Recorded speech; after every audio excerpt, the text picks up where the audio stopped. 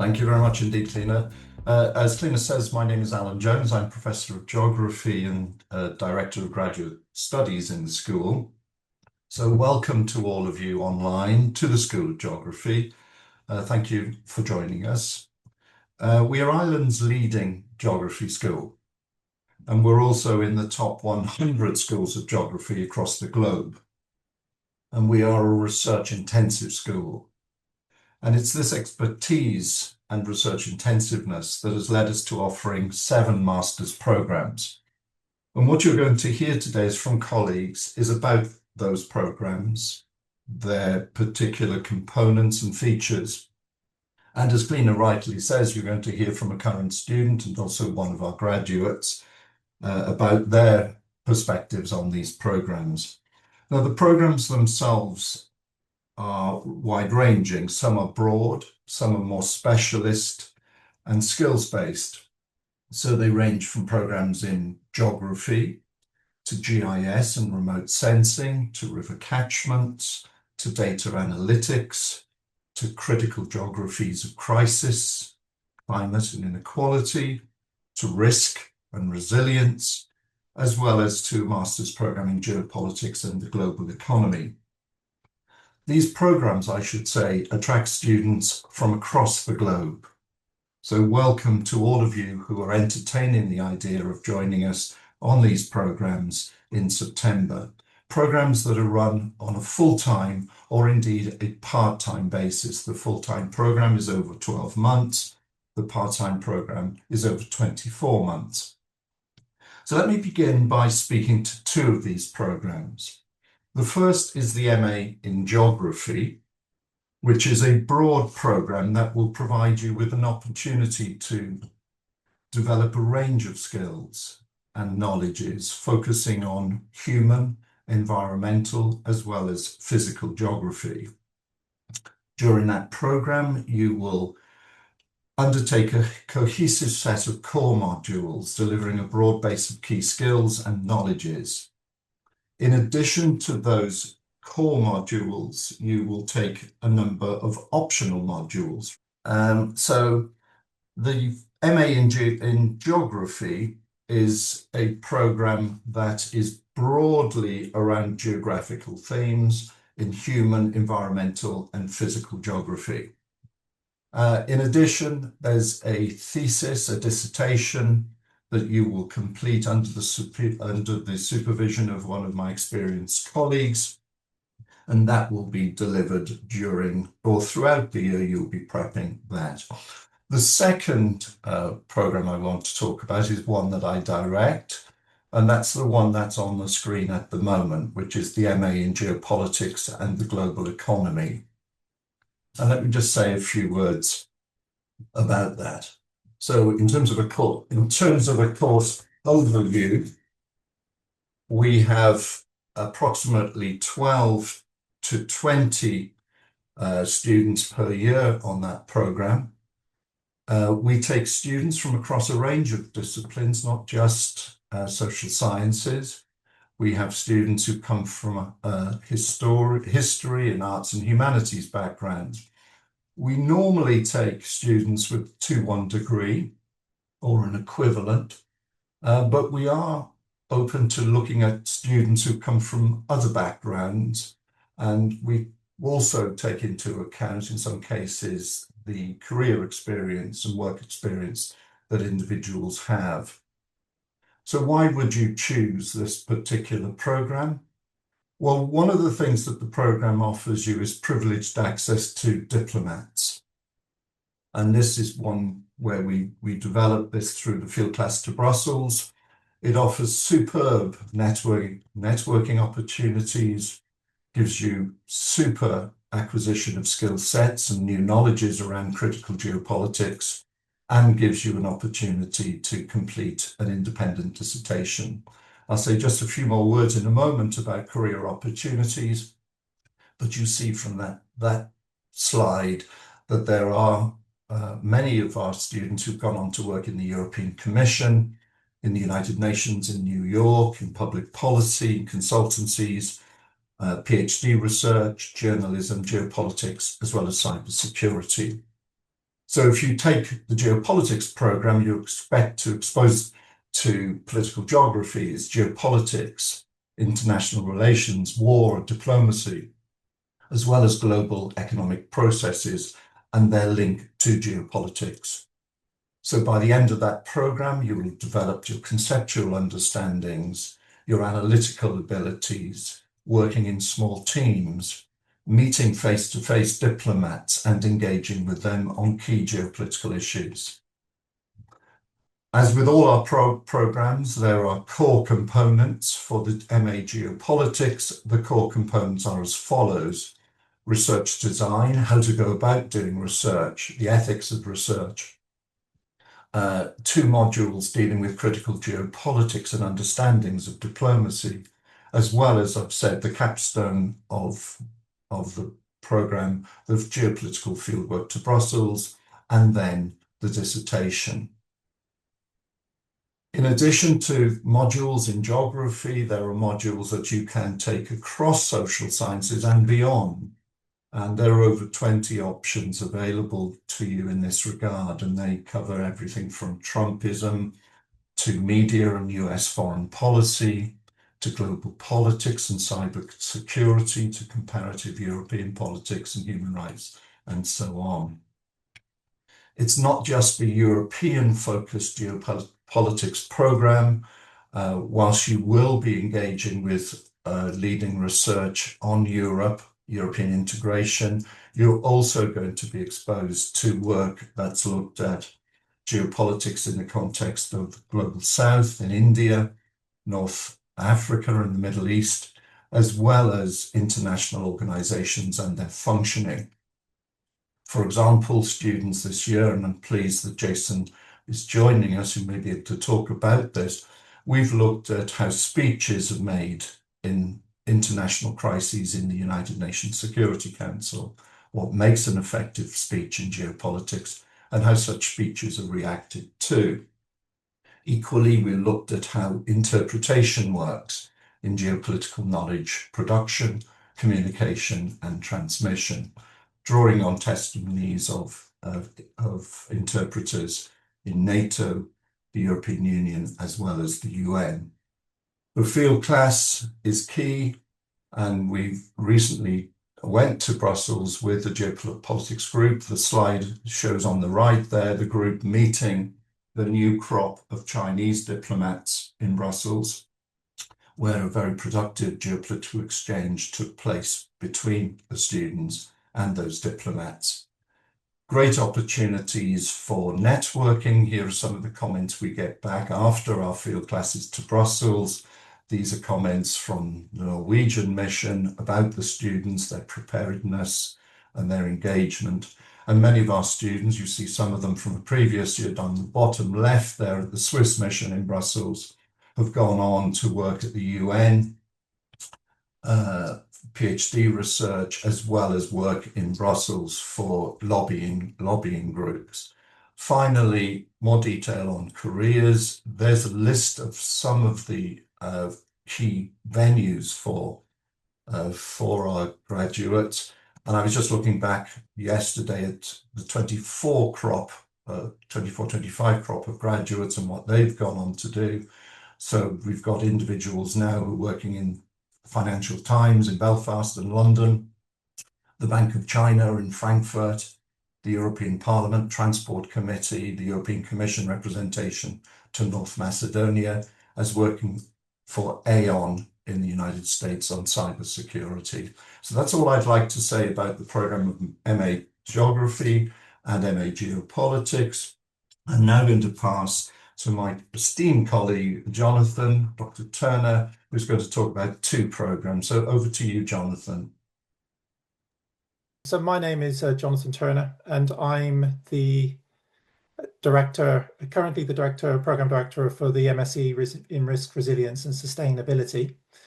And this course, brings in these 3 themes that are obviously very important today in terms of how we live in our environment, which is presents challenges in terms of natural hazards and risk, but also how we manage our landscape and how we work with our landscape in terms of living with it sustainably. So it integrates these themes of risk, presented there in the case, for example, of flooding, volcanoes, landslides, or instability, sea level change, etc. Resilience and how we kind of build resilience, but also how we work with those, try to address those issues of risk sustainably as well. So, and that is enshrined in the 17 UN Sustainable Development Goals. So it's a diverse program, and you can come in it and follow a pathway that's more focused on the risk or resilience themes, or you can choose to focus a little bit more on sustainability.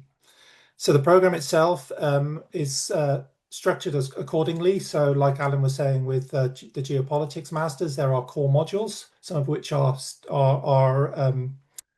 run along across all of the programs. So all students do a research design, how to do research, but the core kind of modules specific to the risk resilience sustainability masters are a module on natural hazards, a module that looks at sustainability, and then we also have the field trip as well. We try to break down the structures accordingly. So we ask students to do some technical modules that are centered around the management and analysis of geospatial data. So we ask all our students to take some basic foundational modules in GIS, and if they have that more advanced skills coming through previous experience or an undergraduate program, or if they've done that before, then they can move into more advanced modules within those technical modules. And then, like Alan was describing for the geopolitics module, there are also a range of optional modules, but these are more aligned to the themes that we think are relevant to the risk resilience sustainability program. So these include practical environmental assessment, so how we actually apply our knowledge and our foundational skills to doing practical assessment of risk. We look at focus specifically on risk associated with coastal environments. There is a new module coming in that's looking at catchments, which I'll talk a little bit about a bit later, but that also features within the program for this MSc degree as well. There's a module looking at how we can bring citizens in to support sort of scientific research and data capture. And then one of the features of this program is that we try to encourage students to go out and get some work experience through the internships.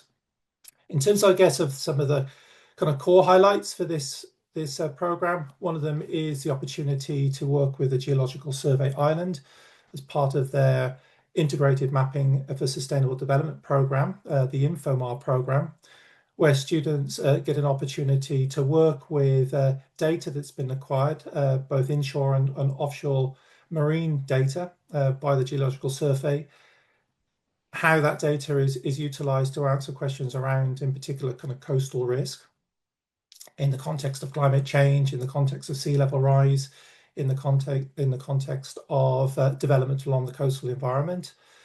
And very importantly, they also get an opportunity to spend some time on the state-of-the-art research vessel, the Tom Crean research vessel. So they have some ship time there, look at the workflows, get an opportunity to see how these different analytical techniques and tools are used to capture this very, very high-tech data.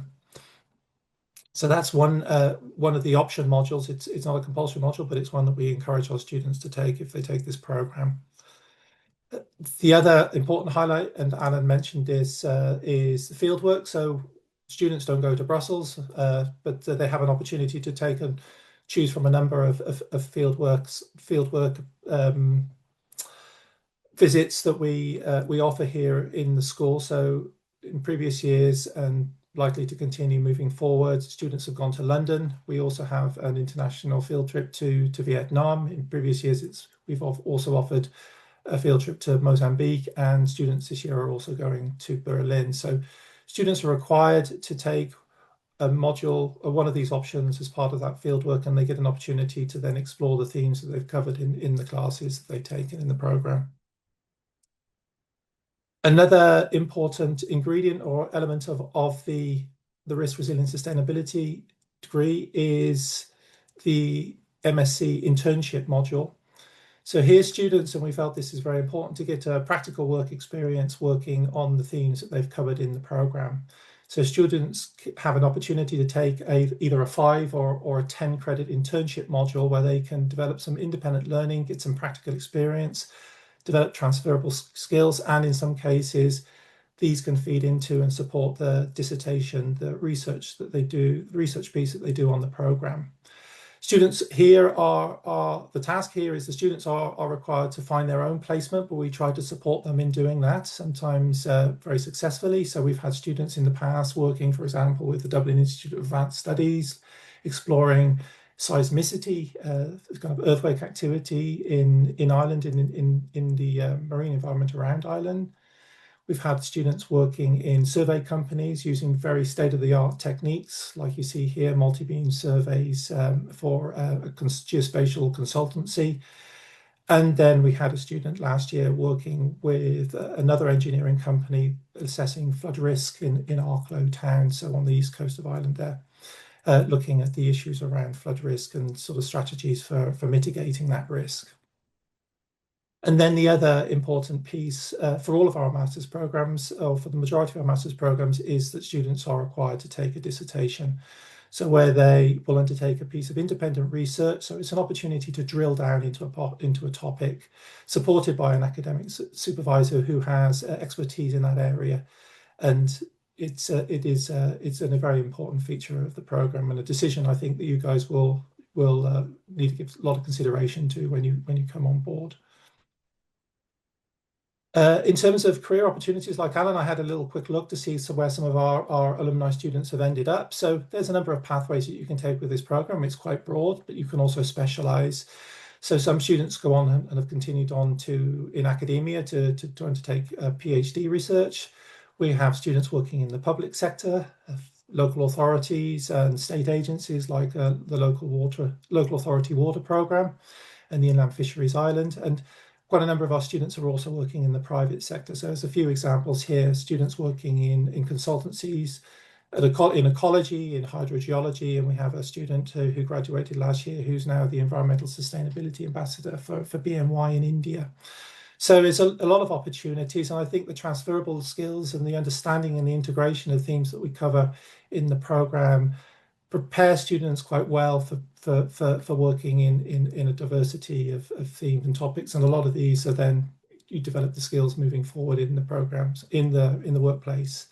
But the transferable skills and the baseline kind of knowledge you get from the program it provides you with a really good foundation for stepping into these different types of sectors. So I think that's all I want to cover for the risk resilience and sustainability degree. I guess we'll have questions afterwards, but so I'll just close this presentation down for a second and open up my other one.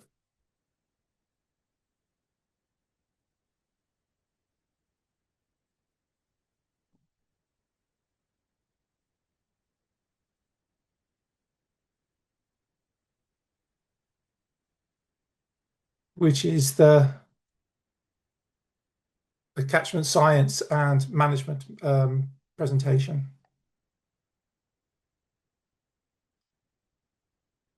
So the catchment science and management degree program is a new master's module that we're bringing in next year. So it'll start in September. And this is, well, as the module title describes, this is really concerned with, got a specialized sort of training in how we address issues around catchment management and issues associated with integrated approaches to dealing with these issues. As with the risk, we have a similar kind of approach to the core structures. So we have a number of core modules: applied hydromorphology, applied hydrogeology, freshwater resources management, which I'll say a little bit more on in a second. We again ask students to take some technical modules. Again, it's very important that our graduates have baseline experience in the application and processing and analysis of geospatial data. So all of the students on the program will be required to take GIS modules. And again, if you have that more advanced GIS training when you come in, then you can take the more advanced offerings we have on the program within the school. And then we have a number of option modules. One of the differences here is we're also bringing in modules from outside the School of Geography. So we have an addition of a hydrogeology module, which, because it's very important also to understand how water is moving in the subsurface environment. So this is an important feature of our program here.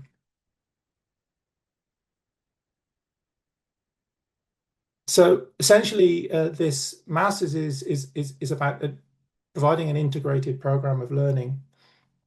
So it's been put together with quite a considerable amount of thought to identify what we consider to be the kind of key ingredients for catchment sciences in the 21st century.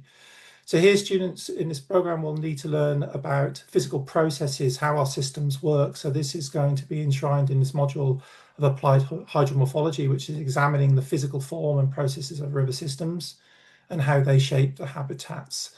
So this is essentially really the context for our study. But rivers are conveyor belts of sediment, but they're also conveyor belts of water. So we also need to be able to understand the hydrology, so how to quantify how fresh water moves through the catchment, considering the linkage between rainfall, runoff flow, and extremes.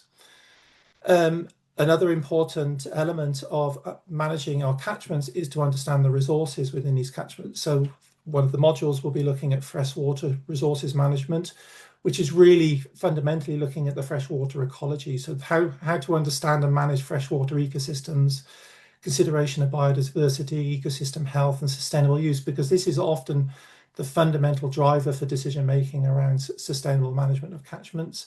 And then the other important ingredient for this program is that we want you to develop technical skills and practical skills. So there will be a field and laboratory techniques program which will provide you with those skills, utilization of state-of-the-art technology, field sampling, and also then taking those samples back to a laboratory to analyze them.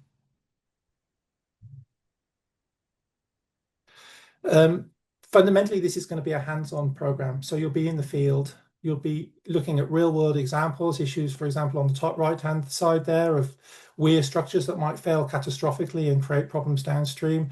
How we utilize technologies like total stations on the top left-hand side there to capture information. How the different type of techniques that we use to capture data in relation to physical stream health and channel health, and also the riparian and floodplain health as well, and then the different sort of field techniques that we use to collect samples that we can then bring back to the laboratory to analyze.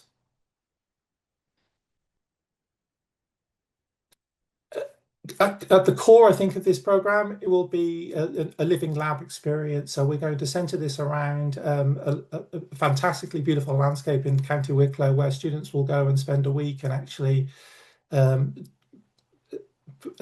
apply the theoretical kind of conceptual understandings that they've gained from the modules into an analysis, an integrated analysis of its catchment and some of the problems that it presents. And in particular, we will be focusing on a restoration challenge that's actually happening in a catchment, and we'll use our skills to see if we can develop a strategy for actually the best approach to doing that restoration.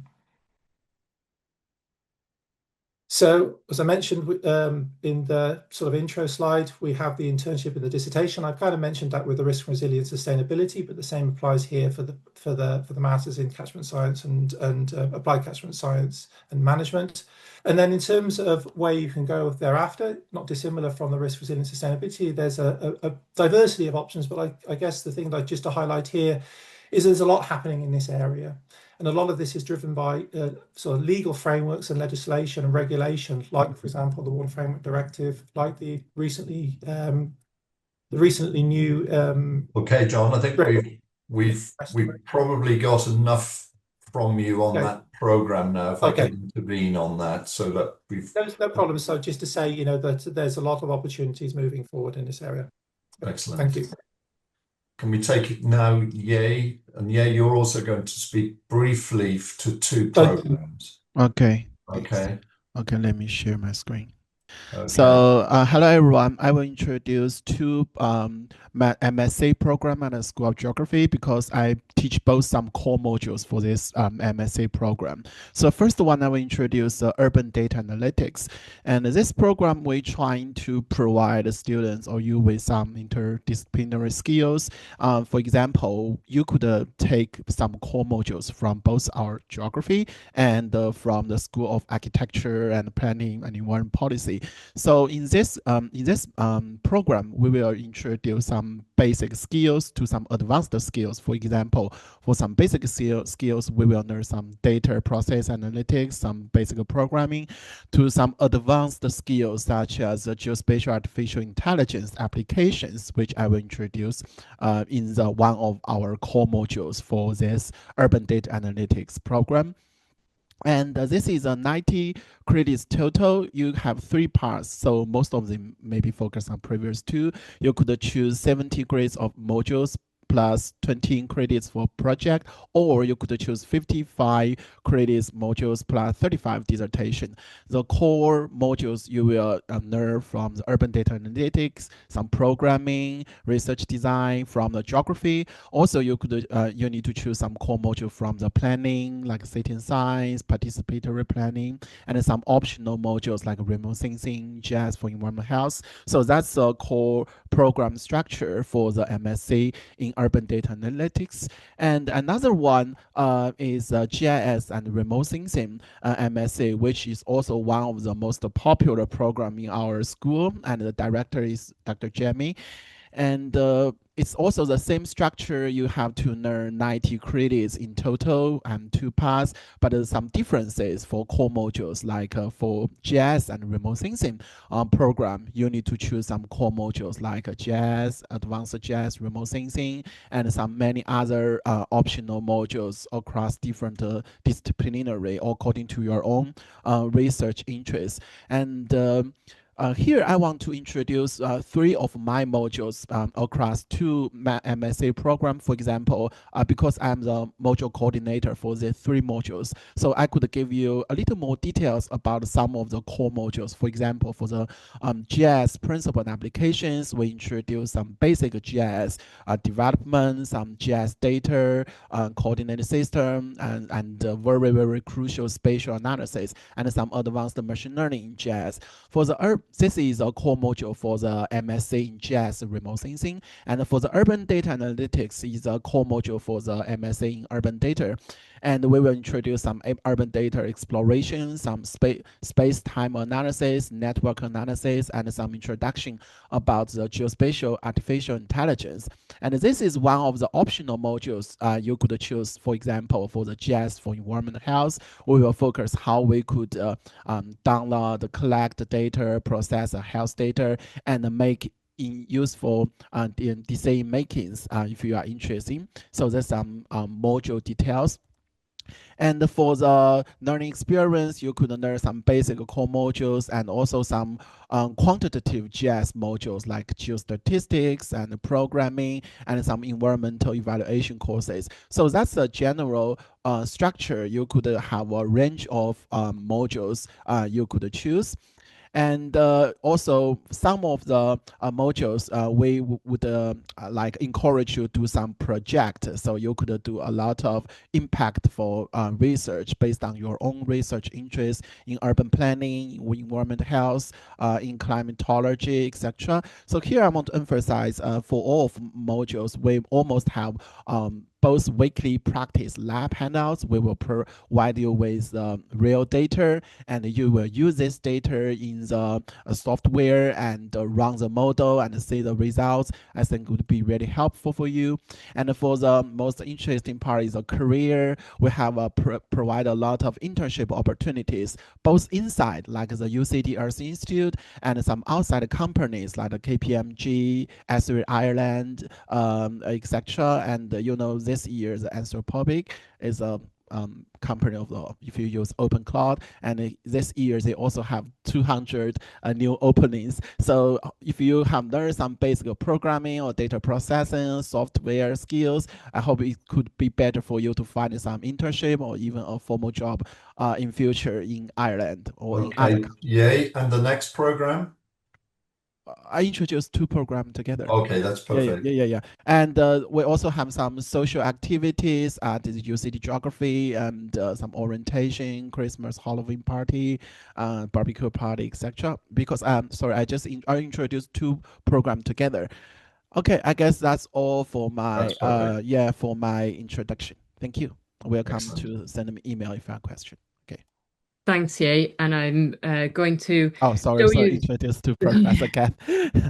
Hi. No, thanks, Ye. And just to note that all the social opportunities are available to everyone. So we don't just reserve them for the GIS students. But just to give you, I think, the breadth really of geography, and I think it's the strength of UCD that we offer such an interdisciplinary program.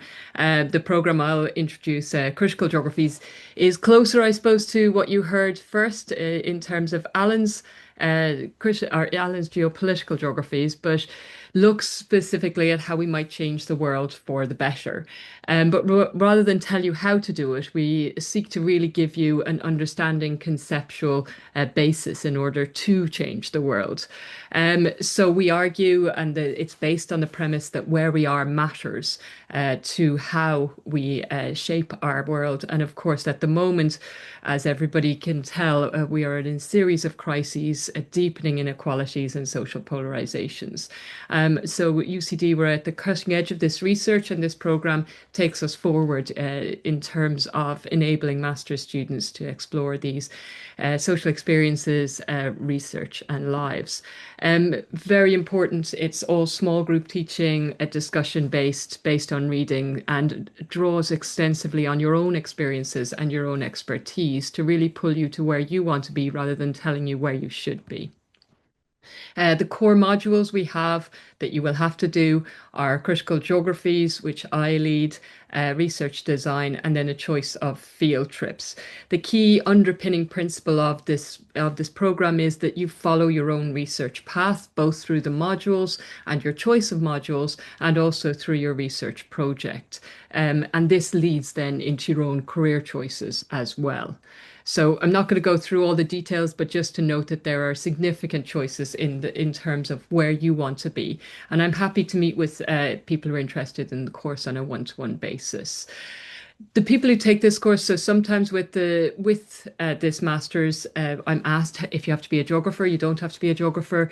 Do you have to have done a lot of critical engagement or critical skills? No, but you need to have one or the other of those. So some people come to this course having done a significant amount of, say, sociology or social science or arts-based and humanities modules, but not necessarily geography modules, or they come having done significant amounts of geography and maybe not so much of that social science, sociology. Both of those backgrounds give this course a really distinctive flavour and allow an engagement between students with very different backgrounds. And so we have a lot of mature students and a lot of students who have already been in industry or in community-based organisations or in activisms. And we take account of that expertise and engagement as part of the module. You work with leading researchers across the spectrum of critical geography. So within the department, we have myself, whose expertise lie in gender, sexualities, feminism, queer. Alan obviously does geopolitics. You've met Ye. We also have researchers who work in the global south, borders and boundaries, race and migration, political economy, and housing. Now, the careers a bit like, or unlike maybe other programs, the careers here are really diverse, and there's not a kind of one trajectory fits all. I often say this isn't a program that leads you into one career, but instead offers you the expertise and the choice to engage and find your own path and your own career. So all kinds of places that that graduates have gone, including into the private sector, but more typically we have graduates in NGOs, in consultancy, in and in research. Sorry, and in local civil servants, civil service and government organizations. So thank you very much. Hopefully that was quick enough for you. Great, thank you very much for all our faculty. So now we're going to hear from a current student about the experience. So Jason, we're running a little bit over on time, but could you quickly, tell us a little bit about your experience as a current student and what program you're studying? That's no worries. I'll give it a quick executive summary. Good afternoon or good morning, guys. Hope you're doing well. So I'm Jason, and I'm in the geopolitics and the global economy program. And big reason why I chose UCD was I found that looking around, I did my undergrad in social science in Galway, and I wanted to kind of develop on a lot of the modules I had done. So I'd done a lot on international politics and critical geopolitics or critical geographies, and looking at the wide variety of modules that was available to me in in the course was superb. I do a bit within geography, I can do a bit within politics, I've done a module now in economic history. It gave me a really strong multidisciplinary foundation and toolbox that I can take now into the workforce, where I can kind of pick and choose from a variety rather than being kind of pigeonholed. And I think that's the very important thing about when you're choosing a master's program. There's fantastic faculty across the university. I've had both Alan and Kath for modules this year, and to the testament of them and their teaching, I thought I knew everything at undergraduate level, and it turns out there's so much more to learn. And being able to critically engage with content, and not just being a knowledge consumer, but you're now a knowledge provider. That these small classes that we now have, you're not now in a lecture hall of 100 people. You have intimate class sizes of 15, 20, 30 people max, that you can just converse with people. And that kind of leads me on. The facilities are great in UCD, whether that be the libraries, the gyms, the societies, the clubs, but also it's the people you meet. There's a lot of people now in my course that I would consider very good friends as a result of, doing the field work with Alan. That was absolutely invaluable, getting to meet diplomats. But another part of it as well is being able to converse in a setting now with my classmates and getting to know them better. This is a course where you're going to be alongside like-minded people. That's the same across whatever degree you choose within the postgraduate studies in the university, that you're all like-minded, you all have similar interests, and that's a really unique and novel experience that I think definitely I felt the UCD community offered me. In terms of careers, then I personally would like to kind of go into the senior civil service or diplomatic corps. But from even talking to my peers, there's such a wide variety. Some want to kind of go more private sector, business consultancy. Others want to be geopolitical risk analysts, some into journalism or politics. So there's such a wide variety. And as I said, the toolbox that you get out of the course, or at least I personally felt, gives you a really strong foundation, no matter where you would like to go, whether that be public sector, private sector, non-governmental. You have such good possibilities as a result of taking a program here. Brilliant. Thanks so much. It's great to hear such positive feedback and a great experience. And we're just going to chat now to a graduate. So we're covering all bases, a current student and a graduate. So I'd like to welcome Ritvik. So hello, Ritvik. Can you tell us what program you studied and why you chose UCD? Hi everyone. So my name is Ritvik, and I studied MSc in Geospatial Data Analysis at UCD. And so basically, my background was, previously I worked as an architect, then as an urban planner. So it kind of built a, natural progression into my career to, pursue GIS, especially from urban planning, where we had to use GIS quite a lot. So yeah, it was a great, I developed an interest into GIS, and yeah, so from there on, I looked through, various universities where I can, pursue this fantastic career line.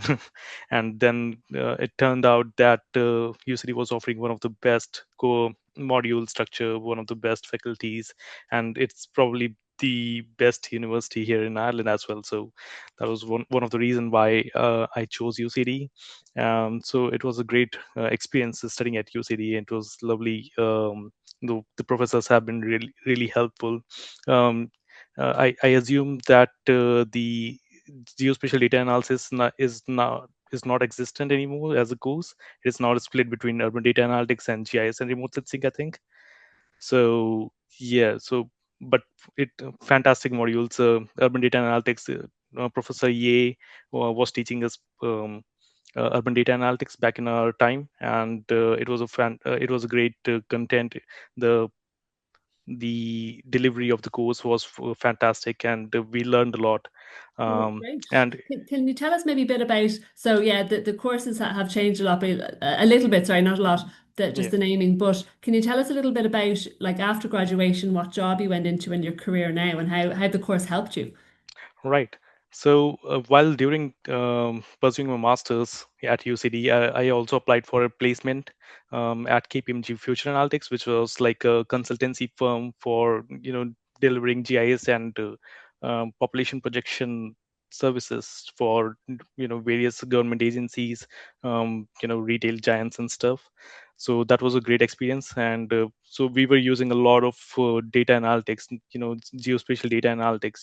It was GIS plus Python, and using the spatial data sets and providing insights to different businesses about how to grow their businesses, or how to plan, or for government agencies on how to plan their policies.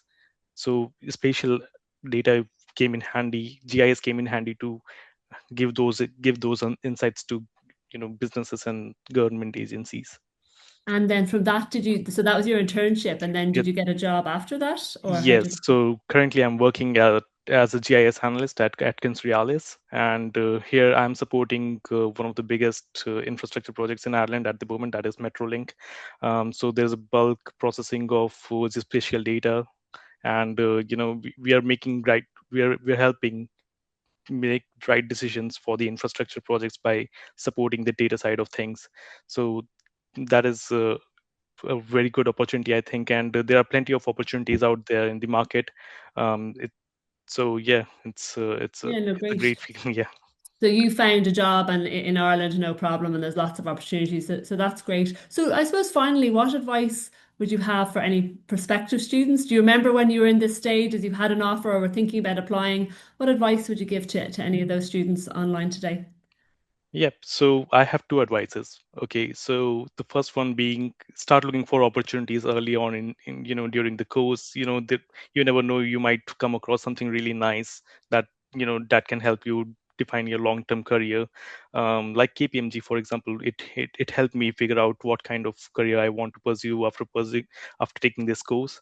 So that is my first advice. And second advice would be, keep challenging the you know conventional methods that is being followed in the industry. For example, GIS is constantly evolving, so you might have to keep up with the advent of AI. You have to keep up with the different languages in Python, SQL.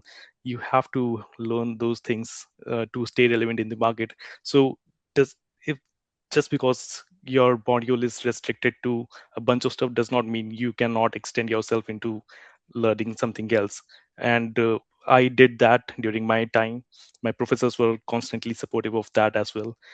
Ye and Dr. Professor Shrikant, they were significantly helpful during my tenure in learning Brilliant. GIS, Python, and SQL. So that was great.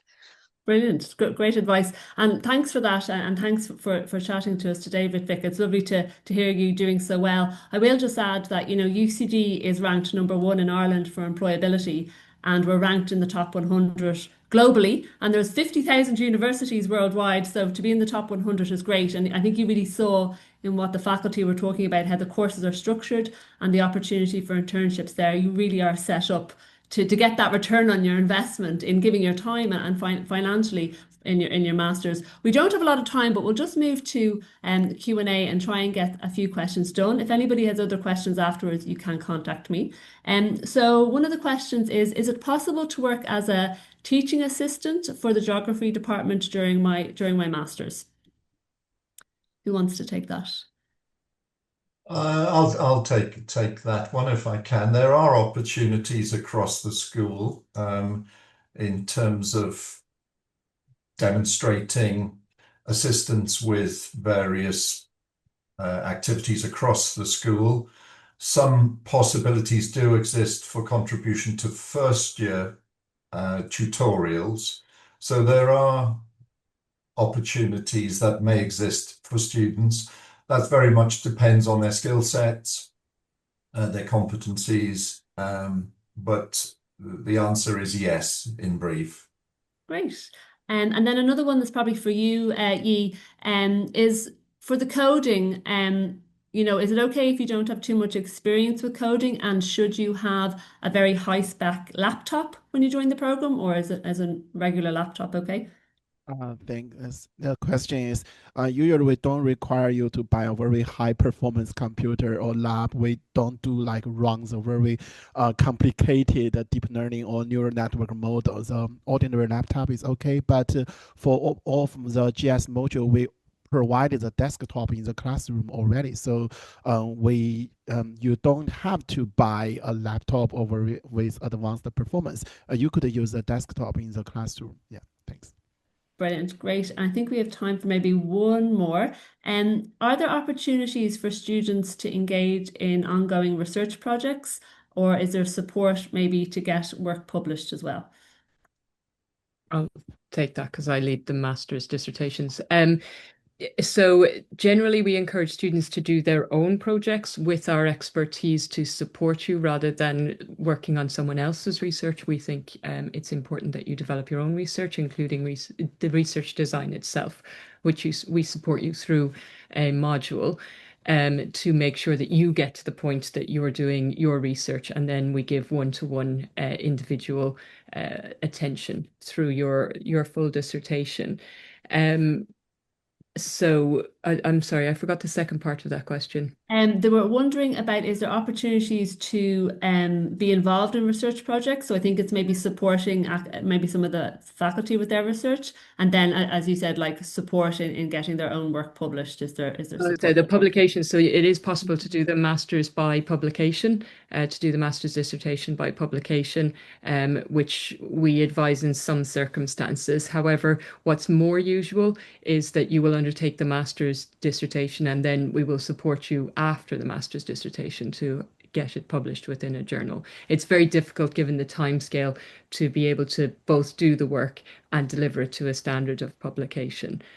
So instead, we encourage people to get the best mark they possibly can in their dissertation to produce the best work that they possibly can. And then after the dissertation, actually, we have a number of students who present either at the Irish Geographers Conference or at the Royal Geographical Society, which falls, the Royal Geographical Society falls just after the dissertation hand-in. So it's an ideal time to get feedback not only from your peers, but also from other experts across the field. So we have a number of students who present annually at that conference, and then from there go on to publish their work. Brilliant. Okay, well, I think Can I add one more point? Sorry. Well, our school just got a big fund grant to buy the equipment for the very advanced supercomputer in our school, because we just established a new GIS center in our geography. So we plan to buy 1 to 2 very advanced supercomputers. So if you really want to run some advanced machine learning models, you could use computers in the center. Yeah, we're on the schedule to buy it. Thanks. I might just hand over to Professor Jones just to do final closing remarks. Okay, very final and very closing. Thank you to everyone. We can't see you, but we deeply appreciate the fact that you've spent the last hour listening to us and our ramblings. Hopefully you found them interesting. I should say that we have a team of administrators in the school who will provide you with any advice and guidance on your application process. We're also at the end of a button if you need to contact us directly. If you look on our website, you will see our email addresses, and we're happy to take any questions from you that may help you make a decision, an important decision on where to do a master's and why UCD and why UCD Geography is the best place for you to do that. So thank you again for your interest, and thank you, Kleena, for organising, and for the students, both past and present, who've been able to support this endeavour this morning. So thank you, everyone.